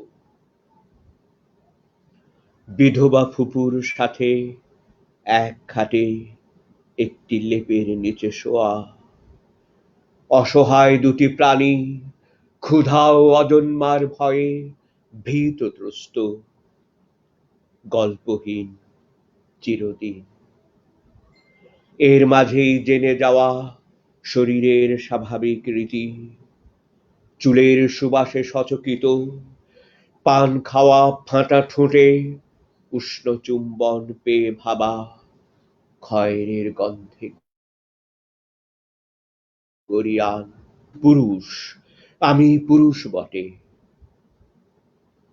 পুরুষ চালায় হাল, আল ভেঙে ঠেলে যায় ফাল, মাটিকে মাখন করে গোজে বীজ গোজে জন্ম কণা, নারীর কোষের মাঝে রাখে কি কালোত্তীর্ণ প্রাণীর কীটাণু। আমার বিষয় তাই যা গরিব চাষির বিষয়, চাষির বিষয় বৃষ্টি, ফলবান মাটি, আর কালচে সবুজে ভরা খানাখন্দহীন সীমাহীন মা। চাষির বিষয় নারী, উঠোনে ধানের কাছে নুইয়ে থাকা পূর্ণস্তনী ঘরমাক্ত যুবতী, আর স্বপ্ন সন্তানের পুত্র চাই, অসংখ্য উলঙ্গ পুত্র, পিঁপড়ে শাড়ির মতো ধেয়ে আসা অগণন আগামী কিষান। ধন্যবাদ। ধন্যবাদ দোলন ভাই, চমৎকার পড়লেন, খুব ভালো লাগলো আপনার কবিতাটি। এর মধ্যে আমাদের ধ্রুবজ্যোতি ঘোষ মুকুল, ধ্রুবদা পাঠিয়েছেন প্রতিবাদ। মানবতা কোথায়, ধ্রুব বকুল, পীরগঞ্জের আকাশ মাটি ফেটে পড়ছে রক্ত সবুজ ঘাসে, ঘন কুয়াশায় ঢেকে আছে গণতন্ত্রের আলো। একই মাটিতে জন্ম নিয়েছি, একই মাটিতে দাঁড়িয়ে যুদ্ধ করেছি, একই মাটিতে সূর্যোদয় দেখেছি। তবে কৈবর্তপাড়ায় হামলা কেন, তবে অশ্রু কান্না কেন, তবে আগুন সন্ত্রাস কেন, কেন কেন কেন? প্রতিবাদ, প্রতিরোধ, ঐক্য হোক, অসাম্প্রদায়িকতার, সম্প্রীতির, মানবতার এবং শান্তির ননি। নিশ্চয়ই এই আহ, ক্ষয়ের মধ্যে তো আমরাও রয়েছি। আসলে সত্যিকার অর্থে এটি সার্বিক, এই যে এখন যে ঘটনাটি ঘটছে, একেবারেই যেন মনে হয় যে কোনো রাজনৈতিক আহ, শক্তির কিংবা এটি আসলে আহ, ইন্ধন, সব রকমের ইন্ধনের কারণে হচ্ছে। আহ, এটি আসলে তো আমাদের বাংলাদেশের আপামর বাঙালির চাওয়া নয়। প্রতিটি মানুষ, প্রতিটি বাঙালি, বাংলাদেশের বাংলা ভাষাভাষীর প্রত্যেকেই কিন্তু সম্প্রীতির পক্ষে, সৌহার্দ্যের পক্ষে, এবং তারা ভ্রাতৃত্বের বন্ধনেই জড়িয়ে রাখতে চায় সবাইকে। এখানে কে হিন্দু কে মুসলিম সেটি বিষয় নয়, কে কোন সম্প্রদায়ের সেটি বিষয় নয়, এবং কেউ আসলে সংখ্যালঘুও নয়। সংখ্যালঘু এই শব্দটি আমার ভীষণ ঘৃণার, আপত্তিজনক। সংখ্যালঘু না, এইখানে জন্ম নিয়েছে প্রত্যেকটি মানুষ। এই বাংলার জল, মাটি, আলো, হাওয়া, প্রত্যেকটি মানুষের অধিকার রয়েছে সেইখানে। এইখানে ধর্মের দোহাই দিয়ে যারা এই ধরনের কাজ করে যাচ্ছে, সত্যিকার অর্থে আমরা তখন খুবই ক্ষরণ হয়, রক্তক্ষরণ হয় যে আমরা এই যে সংস্কৃতির চর্চা করে যাচ্ছি, এই শুদ্ধ উচ্চারণের চর্চা করে যাচ্ছি, এইটির মাধ্যমে সত্যিকার অর্থে এই মানুষগুলোকে তো আলোকিত করতে পারছি না। অসংখ্য মানুষ আলোর নিচে আসছে না, কারণ তারা এই ধরনের ভুলভাল বিশ্বাসে জড়িয়ে পড়ছে, ভুলভাল তত্ত্ব কথায় জড়িয়ে পড়ছে, এবং তাদেরকে খুব সহজেই তাদেরকে দিয়ে এই ধরনের অপরাধমূলক কাজ করানো যাচ্ছে। ধর্ম তো এই কথা বলেনি, ধর্ম তো কখনো বলেনি যে এইভাবে অন্যের মন্দির তুমি ভাঙো, অন্যের উপাসনালয় তুমি ভাঙো। এবং এই কারণেই শুধুমাত্র যে যারা করছে, কোমলমতিরা কিংবা একেবারেই লেবাসধারী, মানে পেশাদারী যারা এই কাজগুলো করছে, তারা কিন্তু তাদের জন্য অবশ্যই জাহান্নামের, দোজখের আগুন তাদের জন্য রয়েছে অবধারিত ভাবে। ধর্মেও সেই কথা বলা রয়েছে। সুতরাং জেনে না জেনে অনেকেই যে কাজগুলো করছেন, তারা অবশ্যই ভবিষ্যতের জন্য সতর্ক হয়ে যান। এবং আমরা কোনো অবস্থাতেই চাই না। গতকাল আবৃত্তি সমন্বয় পরিষদের একটি আয়োজন ছিল, আমরা সেখানে ছিলাম। কান্তি কানিজ ও কানিজ গোফরানি সেইখানে সেই আয়োজনের সঞ্চালন করছিলেন, এবং সেইখানে আমরা প্রতিবাদ জানিয়েছি এই বিষয়টি নিয়ে। দুরন ভাই ছিলেন। আমরা সারা দেশব্যাপী এই যে সাম্প্রদায়িকতার বিরুদ্ধে, সাম্প্রদায়িকতার বিষ বাষ্প যারা ছড়াচ্ছে, তাদের বিরুদ্ধে সোচ্চার। তো এর মধ্যে আমাদের সঙ্গে যুক্ত হয়েছেন নাদেজদা ফাতেমা শিখা আপা, সবাইকে শুভকামনা জানিয়েছেন। ধন্যবাদ শিখা আপাকেও। নাজনীন পাপ্পু বলেছেন দারুণ, নিশ্চয়ই দোলন ভাইয়ের আবৃত্তি শুনে বলেছিলেন। কবিতার কারিগর, সুরে বাঁধে গান, দোলন সজল আর কান্তি গুফরান। ধন্যবাদ তাসাদ্দুক ভাই, কথায় কথায় ছড়া লিখেন। তো আমরা এই ফাঁকে দোলন ভাই, তাসাদ্দুক ভাই মন খারাপ করছেন, তার যে কবিতাটি পাঠিয়েছিলেন একটুখানি পড়ে নিচ্ছি। কোলে, তাসাদ্দুক হোসেন। চিরন্তন সত্য বাক্য কঠিন কঠোর, সৃষ্টির স্পন্দনে বাজে মৃত্যুর সুর। আতকাশ মণ্ডলী তাবৎ ভূমি চরাচর, আকাশ মণ্ডলী হবে, তটা বোধহয় এক্সট্রা চলে এসেছে। অরণ্য নক্ষত্র জল প্রাণের লহর, উল্লাসে উদ্বেল সজীবে ভূরথে, অস্তিত্ব ঘোষণা করে আদম সুরতে। আলোর সারথি ম্লান আকাশ প্রদীপ, ঊষর জমিতে কীট করেছে জরিপ। মিশির শিশির স্বপ্ন ফুড়োয় শৈশব, ছড়ান্ত যৌবন যেন। ছড়ান্তটা অর্থ ঠিক বুঝলাম না। যৌবন ডোবে পড়া বাস্তব। অনন্তে প্রস্থান পিতা জননীর কোলে, কে তারে আগলে রাখে প্রিয় বাহুমূলে। আহ এইখানে এই ষড়ান্ত শব্দটির অর্থ আমি বুঝতে পারি নাই তাসাদ্দুক ভাই। যাই হোক, সুন্দর লিখেছেন তাসাদ্দুক ভাই, এবং ওনার কথায় কথায় ছড়া লিখে ফেলেন, খুব বড় একটি গুণ এটি। তো দোলন ভাই, আপনার কণ্ঠে। আমরা যখন ওই তাজমহলে আড্ডা দিতাম আর কি, তাজমহলে, তখন সরকার জসিম আর আঞ্জির লিটন তারা কথা বলতেন ছড়ার ভাষায়। প্রত্যেকটাই মানে ছন্দের অন্তমিল দিয়ে কথা বলতেন, আমরা খুব উপভোগ করতাম সেগুলো। সরকার জসিম এবং আঞ্জি লিটন পরবর্তীতে তারা বাংলাদেশের স্বনামধন্য ছড়াকার হয়েছে। হ্যাঁ, হ্যাঁ, হ্যাঁ। এবং লিটন ভাই তো শিশু একাডেমির পরিচালকও ছিলেন বেশ কিছু হ্যাঁ, সময়। এক সময় ছিলেন আর কি। তো আমরা আবারও একটুখানি আপনার আবৃত্তি শুনতে চাই দোলন ভাই, আরো একটি কবিতা শুনে নেই, কারণ ইতিমধ্যে আমরা 1 ঘন্টা 13 মিনিট পার করে ফেলেছি। হ্যাঁ, 1 ঘন্টার উপরে মানে চলে গেছে। হ্যাঁ, আমরা আর কেউ কি আবৃত্তি করবে না? তুমি আবৃত্তি করতে পারো, কান্তি একটা করতে পারে। আমি একটা পড়ছি, তারপরে তোমরা পড়লে ভালো হয় আর কি। আমি আরেকটা করছি। না, আজকে আপনার আবৃত্তিই শুনি।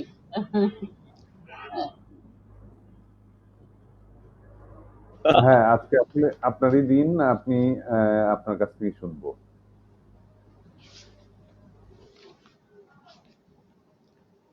আচ্ছা, নির্মলেন্দু গুণের কবিতা।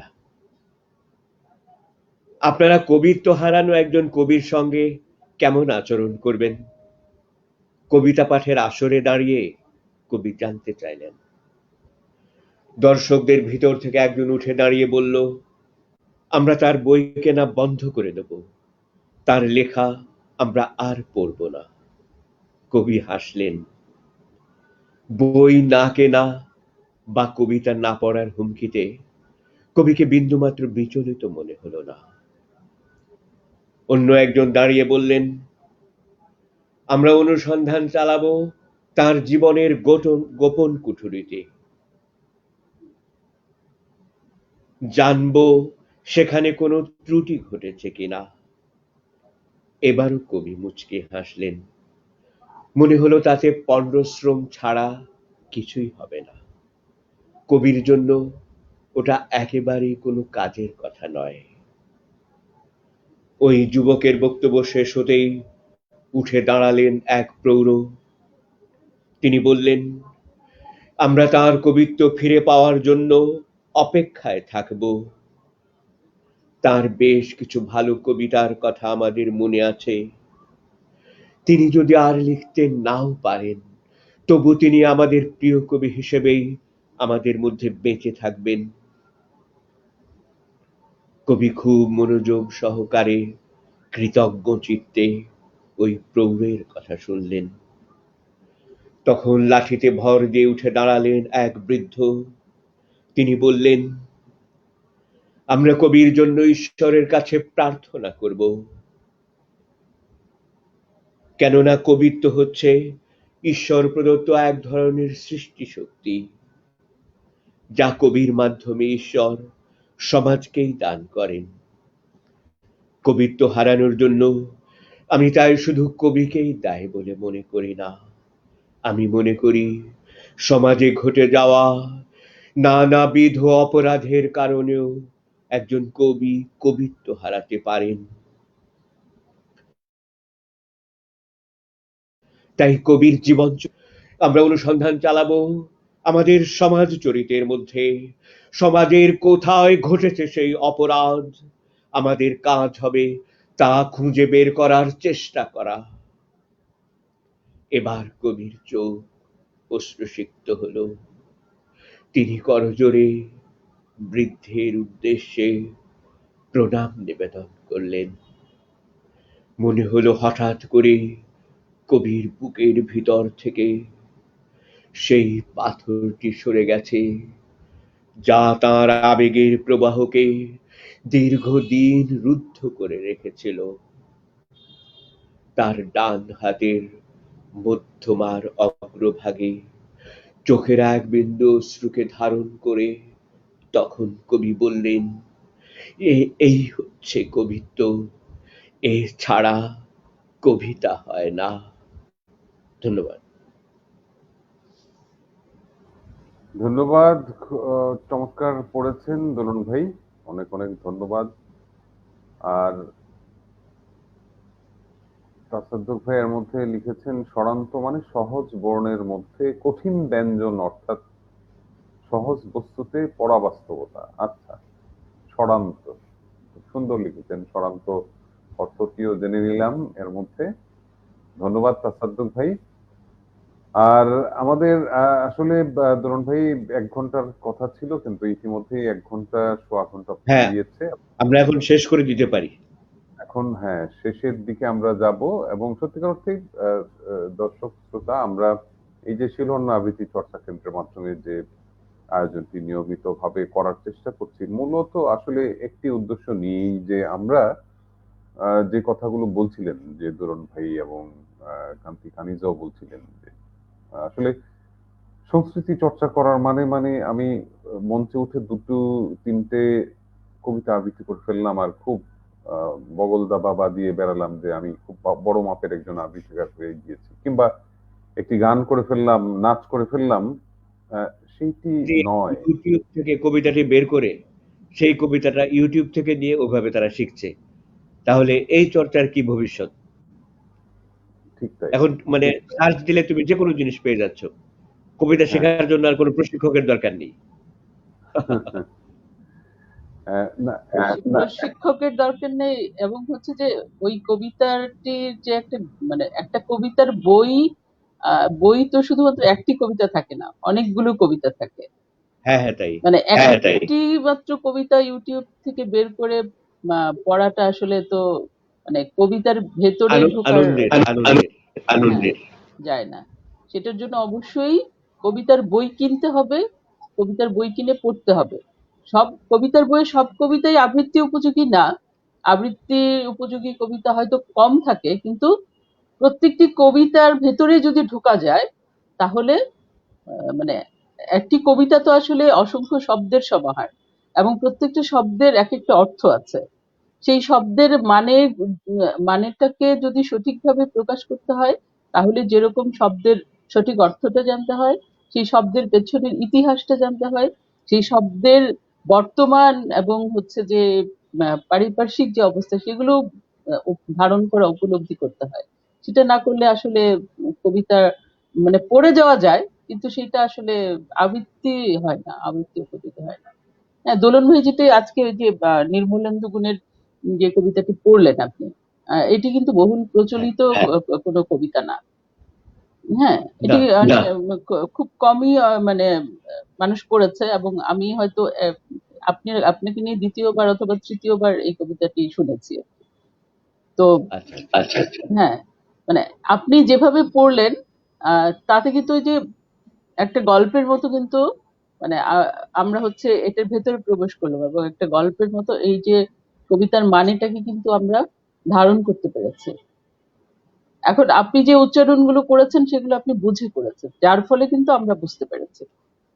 এবং আমরা তো কবিতাটাকেই হচ্ছে কণ্ঠে ধারণ করে মানুষকে শোনাবার চেষ্টা করি। তাহলে সেই উচ্চারণগুলো যদি মানে আহ, যুক্ত না হয়, তাহলে আসলে কবিতা হয়তো প্রক্ষেপণ অনেক সুন্দর হয়, স্বরের ওঠানামা হয়, কিন্তু আসলে সঠিক অর্থটি প্রকাশ পায় না। মানে সেখানে একজন সেখানে আবৃত্তিকারের একজন সার্থকতা। কথা। হ্যাঁ, সেখানে আবৃত্তিকারের সার্থকতা, এবং এটি আসলেই চর্চার বিষয় অনবরত। এবং শুধু কবিতা পড়লে হয় না, কবিতার সঙ্গে ইতিহাস পড়তে হবে, কবির সঙ্গে হচ্ছে আহ দর্শন পড়তে হবে, আহ, ওই আহ, মানে হচ্ছে গল্প পড়তে হবে, রবীন্দ্রনাথ নজরুল বা হচ্ছে এই উপন্যাস, এগুলো না জানলেও তো কবিতা পাওয়া যাবে না। আর সুকান্তের যে যে কবিতাটা আর যে কবিতাটা আমি আবৃত্তি করব, আমি সেটার পুরো অর্থটা যেন আমি আগে অর্থটা যেন আমি হৃদয়ঙ্গম আগে করে নিই। হৃদয়ঙ্গম করে নিই। বারবার সেটা মনে মনে বারবার পড়ে সেটা যে না কি কবি কি বলতে কবি চাইছেন, কি বলতে চাইছেন, কবিতাটাকে নতুন একটা জীবন নতুন দেওয়া। একটা জীবন দেওয়া। সেইটি একটি কবিতা করার আগে অনেকখানি প্রস্তুতির প্রয়োজন হয়ে পড়ে এবং সেইটির জন্য বারবার, যেমনটি বলছিলেন দরুন ভাই, বারবার পড়তে হবে কবিতাটিকে এবং হৃদয়ঙ্গম করতে হবে। এই কবিতাটির ভাবার্থ, মর্মার্থ কি সেটি বুঝতে হবে, কবিতার প্রেক্ষাপট কি, কোন সময়ে রচিত হয়েছে, কি বিষয়বস্তু এবং কবির সেই সময়ের যে মনোজাগতিক অবস্থা, কি কারণে সেই কবিতার উদ্ভব হলো, সেই বিষয়টি ধারণা করতে হবে, ধারণ করতে হবে এবং আহ, তারপর একটি সঠিক শিল্প তৈরি হবে। কারণ কবিতা যখন লেখা হয় সেটি হয় সাহিত্য, যখন একজন আবৃত্তিকারের কণ্ঠে সেটি সঠিকভাবে উচ্চারিত হয় সেটি হয়ে ওঠে শিল্প। সুতরাং শিল্পোত্তীর্ণ উচ্চারণ করার জন্য অবশ্যই প্রত্যেকের চর্চার প্রয়োজন, অনেক অনেক চর্চার প্রয়োজন এবং সেই চর্চার মাধ্যমেই আসলে সত্যিকার অর্থে আবৃত্তি শিল্পের অগ্রযাত্রায় যেন আমরা আহ, নিয়ে যেতে পারি আবৃত্তিকে, রবীন্দ্রনাথের বাঁশি হয়ে যাক, তাসাদ্দুক ভাইয়ের ইচ্ছা। আজকে আসলে অনেক সময় গিয়েছে, আমরা আশা করছি দোলন ভাইয়ের আরেকটি আবৃত্তি দিয়ে আমরা শেষ করব। তার আগে আমি একটুখানি বিদায় নিয়ে নিই দর্শকদের কাছ থেকে এই বলে যে আমরা প্রতি রবিবার রাত 9টায় শিলনের শিল্প আড্ডার এই আয়োজনটি আপনাদের জন্য করে যাচ্ছি। আপনারা যারা আজ প্রথমবারের মতো যুক্ত হয়েছেন তাদেরকে অনুরোধ রাখছি প্রতি রবিবার আমাদের সঙ্গে যুক্ত হবেন। তোমাদের তিনজনের জন্য অনেক শুভকামনা ও ভালোবাসা। ধন্যবাদ পাপ্পু আপা, অনেক অনেক ধন্যবাদ আপনার জন্য। আর আমরা এইভাবেই প্রতি রবিবার আপনাদের জন্য আসতে থাকবো এবং আগামী রবিবারেও আমাদের কোনো একজন অতিথি আমাদের সঙ্গে সঙ্গী হবেন এবং তাকে আহ, নিয়েই আমাদের তাকে ঘিরে আয়োজন চলবে এবং নিঃসন্দেহে আমরা চাইবো আবৃত্তি বিষয় নিয়েই কথা বলার জন্য। আর এর বাইরেও আমরা শিলনের শিল্প আড্ডায় অবশ্য আবৃত্তির বাইরেও বেশ কিছু প্রসঙ্গ নিয়ে এসেছি সেই সময়ের প্রয়োজনে। যেমন আহ, ফাঁকে ফাঁকে আমরা এই যে আহ, মানে সাম্প্রদায়িকতার যে বিষয়টি ঘটে যাচ্ছে সেটি নিয়েও কথা বলেছি, আমাদের অতিথিরাও বলেছেন। তো সত্যিকার অর্থে যে বিষয়টি যে আমরা প্রত্যেকে যেন সংস্কৃতিবান হয়ে উঠি মনে এবং মননে, শুধুমাত্র পোশাকই সংস্কৃতি চর্চায় নয়, আমাদের ধারণ করতে হবে সংস্কৃতিকে, এই বাঙালি সংস্কৃতি ঔদার্যের সংস্কৃতি, বাঙালির সংস্কৃতি ভীষণ রকম ভ্রাতৃত্বের সংস্কৃতি। সেই সংস্কৃতিকে আমরা এইভাবে এই গুটি কয়েক মানুষের জন্য বিদেশিদের কাছে ভুলভাবে বাংলাকে যেন আমরা তুলে না ধরি, সেই চেষ্টা যেন সবার মধ্যে থাকে। বাংলাদেশ এগিয়ে চলেছে, বাংলাদেশের এই অগ্রযাত্রা এই ধরনের মেকি কিছু জিনিসে যেন নষ্ট না হয়ে যায়। তো আমরা এইবার দোলন ভাইয়ের আরো একটি আবৃত্তি শুনতে শুনতে আয়োজনের শেষের দিকে যাব।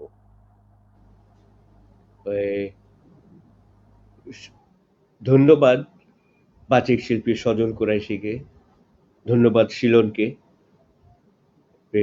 সজল কুরাইশি আবৃত্তির উপর অনেক কাজ করে যাচ্ছেন। প্রতি রবিবার একটি করে আবৃত্তির অনুষ্ঠান করা, আবৃত্তির আড্ডা, এটিও সহজ কথা নয়।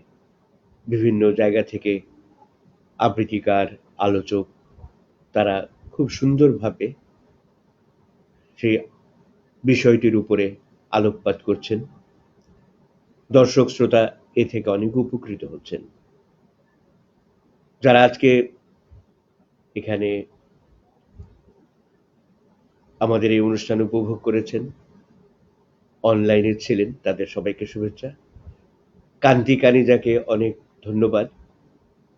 কান্তির স্মৃতি যে এত প্রখর, এটা আমি অবাক হয়েছি। সেই কোরাইশি প্রাঙ্গণ যখন প্রেস ক্লাবে নিচে ছিল, তখন যে আমি ওইখানে লিপিকে আবৃত্তি শেখাচ্ছিলাম, সেটাও কান্তির মনে আছে। সেই স্মৃতি মানে মনে রাখা, এটা একটা বিশাল ব্যাপার। ধন্যবাদ কান্তিও আমার এই অনুষ্ঠানে আজকে অংশগ্রহণ করে আমার সম্পর্কে বলেছেন। মীর বরকত ভাইকে ধন্যবাদ। তিনি অত্যন্ত জনপ্রিয় একজন আবৃত্তি প্রশিক্ষক, আবৃত্তি শিল্পী। তিনি তার সময় নষ্ট করে, সময় বের করে এখানে আমার সম্পর্কে বলেছেন। এতে করে আমি খুব গর্বিত হয়েছি। বরকত ভাইকে অনেক ধন্যবাদ। আমি আরেকটি কবিতা পড়ব, এর মাধ্যমেই আজকের অনুষ্ঠানের সমাপ্তি ঘটবে। আজকের উপস্থাপক সজল কুরাইশি, সঞ্চালক সেটা বলে গেছেন। জীবনানন্দ দাশের একটি কবিতা না পড়লে যা সেটা অপূর্ণ থেকে যায়। তোমরা যেখানে সাজ, তোমরা যেখানে সাজ চলে যাও, আমি এই বাংলার পারে রয়ে যাব। দেখিব কাঁঠাল পাতা ঝরিতেছে ভোরের বাতাসে, দেখিব খয়েরি ডানা শালিখের সন্ধ্যায় হিম হয়ে আসে। ধবল রোমের নিচে তাহার হলুদ ঠ্যাং, ঘাসে অন্ধকারে নেচে চলে। একবার, দুইবার, তারপর হঠাৎ তাহারে বনের হিজল গাছ ডাক দিয়ে নিয়ে যায় হৃদয়ের পাশে। দেখিব মেলি হাত সকরুণ, সাদা শাখা ধূসর বাতাসে শঙ্খের মতো কাঁদে। সন্ধ্যায় দাঁড়ালো সে পুকুরের ধারে, খইরঙা হাঁসটিরে নিয়ে যাবে যেন কোন কাহিনীর দেশে। পরন কথার গন্ধ লেগে আছে যেন তার নরম শরীরে। কলমি দামের থেকে জন্মেছে সে যেন এই পুকুরের নীরে। নীরবে পা ধোয় জলে একবার, তারপর দূরে নিরুদ্দেশে চলে যায় কুয়াশায়। তবু জানি কোনদিন পৃথিবীর ভিড়ে হারাবো না তারে আমি, সে যে আছে আমার এই বাংলার তীরে। ধন্যবাদ। অনেক অনেক ধন্যবাদ দোলন ভাইকে, এবং ধন্যবাদ ধন্যবাদ প্রাণী কুরাইশি। ভালো থাকবেন দোলন ভাই। হ্যাঁ, তোমরা সবাই ভালো থাকবে, তোমরা সবাই ভালো থাকবে, এই কামনা করি। এই কামনা করি। তো সুপ্রিয় দর্শক শুভরাত্রি সবাই। আপনাদের সবাইকে ধন্যবাদ জানিয়ে আমাদের আজকের আয়োজন এখানে সমাপ্ত করছি। ভালো থাকবেন, সুস্থ থাকবেন এবং চিরনের সঙ্গেই থাকবেন। ধন্যবাদ সবাইকে।